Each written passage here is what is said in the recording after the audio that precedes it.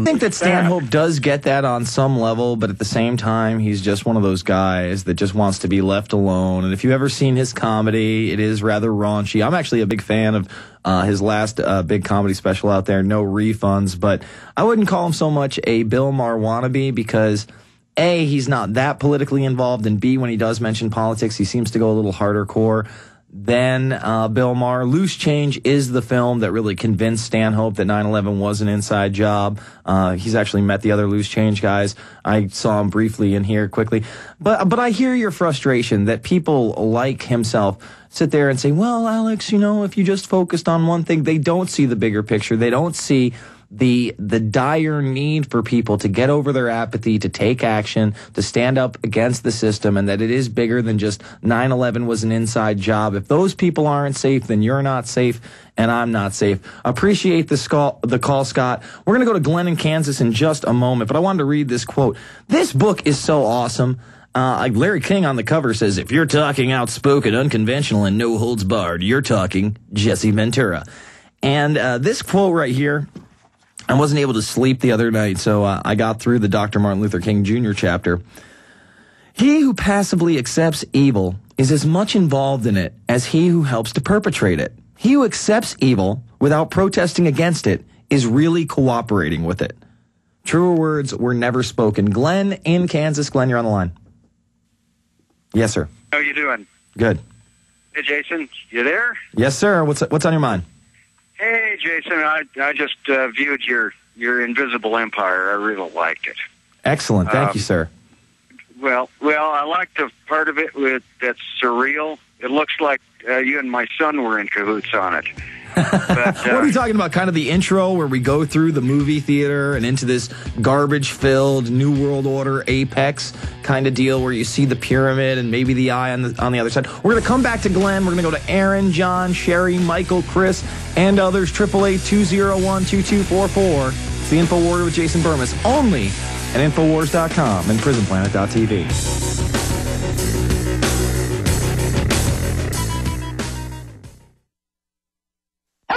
Max, what did you do with the remote? Now what am I going to do? I guess I can go online to find a new one. Okay, here's a site, replacementremotes.com. Let us repair or replace any remote control. Well, I guess they can't repair this one. Thanks, Max. Wow, they have my original remote and an exact replacement that doesn't need programming. Hey, Max, here's a deal.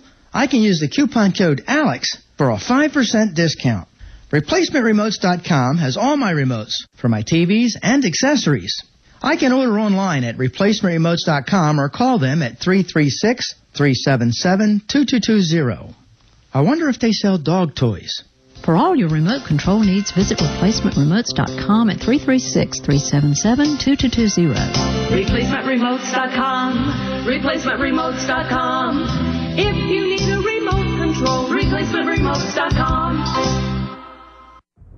Hello, this is Alex Jones with some important questions. If you're going into a battle and they give you a rifle and a sidearm, how much ammunition do you want? My answer would be all I can get. In the battle for freedom and the lives of your loved ones, food is your only ammunition. How much do you want? When do you want it? Now or after the battle starts? When will you need it? Can you buy it without proper identification? Will there be any food? Will it make your children sick? If there's a quarantine and you can't feed yourself, will you go to the gathering center and be immunized? You wipe out all these problems if you have a good food supply. Food is your ammunition to fight for your freedom and your life. How much will you need? We don't know. How much do you want? All you can get. I'm Alex Jones. I want all of you good guys to live to fight another day. Call 1-800-409-5633 or check it out on the web at efoodsdirect.com. Again, that number, 1-800-409-5633.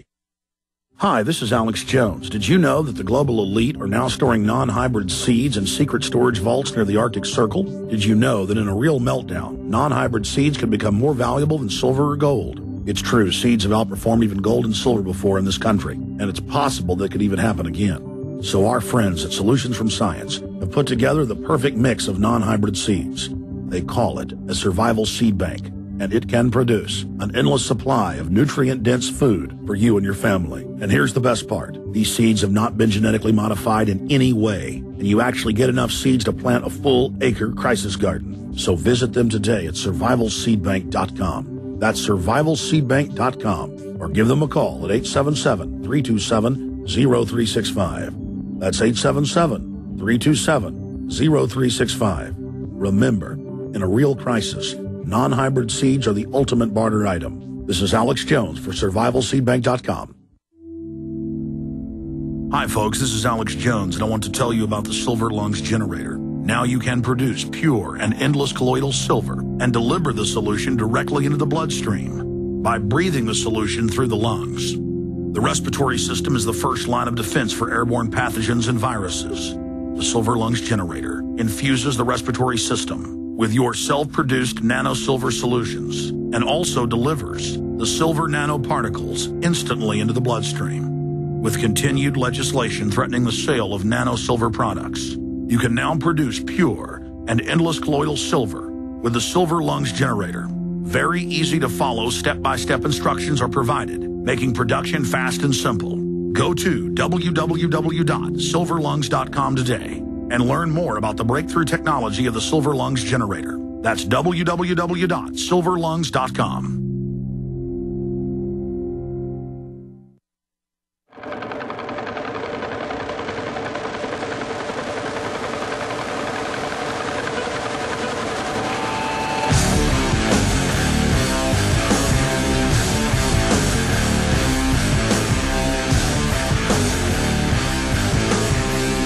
We are back. It's the Infowarrior with Jason Bermas, and we're on the line with Glenn in Kansas. And Glenn, you mentioned that it had Invisible Empire kind of had this surreal look at times. Well, I like how you enjoyed it, and you said, you know, you and or myself and your son might be in cahoots on this, because I hope that this is a film that can reach out to the high school student, the college student, but isn't too quote unquote hip or flashy for someone in their middle ages, because this is not about preaching to the choir. It's about bringing new people into the movement to understand that the threat of a new world order, one based on tyranny and dictatorship, is very real, Glenn. Well, I was looking at it, and of course, he's a grown man. Mm-hmm. He does video editing. He attended the Chicago Art Institute, and of course, he got a video up on MySpace called "Big Old Fat Old Man," but a lot of it is pretty surreal the same way. Mm-hmm. So it's kind of unusual. That I wished I would have sent him down to Texas. He could have helped you out. And Lord knows I could use the help. It is kind of a one-man show. That could be fun.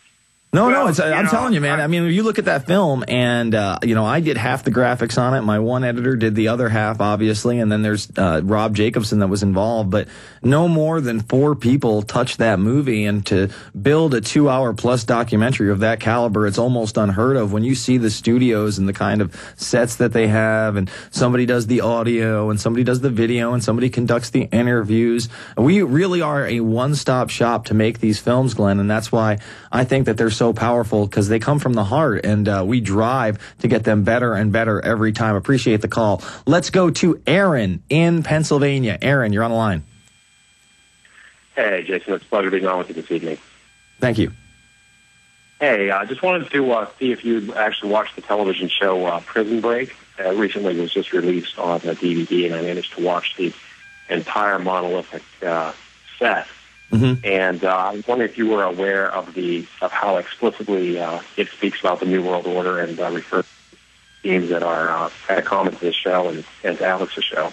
No, I've heard a little bit about it. One of my friends was a big fan, followed the whole seasons. But how is it New World Order specific, I guess? Well, there's a group in this show, and as you know, it's one of the shows that is one of the big shows on Fox, or was one of the big shows on Fox. Mm-hmm. And they're pretty good at promoting this kind of agenda. Anyway, the purpose of the show is to talk about the adventures of this group of people who are fighting against a shadowy organization, kind of a shadow government called the Company. Uh-huh. And the Company kind of has all these technologies that no one else has, and controls everything that has to do with politics in the United States. Mm-hmm.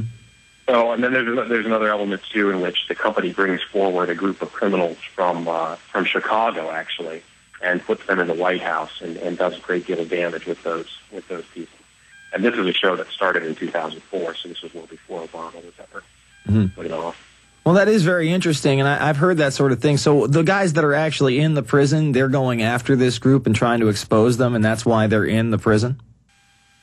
That's true, yes. And then towards the end of the show, it's revealed that the activities of this company group that they've been fighting against with their life and limb are actually good, and that they should actually join in these activities. Isn't that always the spin? Oh, they're doing it for our own good, and we see that time and time and time and time again. They act like the saviors. They pose as somebody with a helping hand when really they're just trying to consolidate power and reign as the head dictators or the apex of the power structure. Appreciate the call, Aaron. Let's go to John in West Virginia. John, you're on the line. Yes, sir. Hi.